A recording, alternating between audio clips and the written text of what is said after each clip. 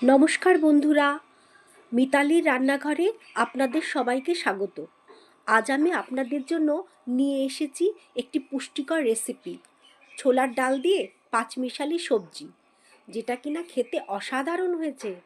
ছোলার ডাল হলো একটি দারুণ প্রোটিন উৎস, যা আমাদের শরীরের গঠন ও শক্তি বাড়াতে সাহায্য করে। এতে থাকা ফাইবার হজম প্রক্রিয়াকে সচল রাখে, আর ফলিক অ্যাসিড ও আয়রন আমাদের সুস্থ থাকতে সাহায্য করে। আমি প্রথমে ডালটা সেদ্ধ করে রেখেছি। এরপর কড়াইতে হাফ চামচ সর্ষের তেল গরম করে তার মধ্যে শুকনো লঙ্কা আর জিরে ফোড়ন দিয়েছি।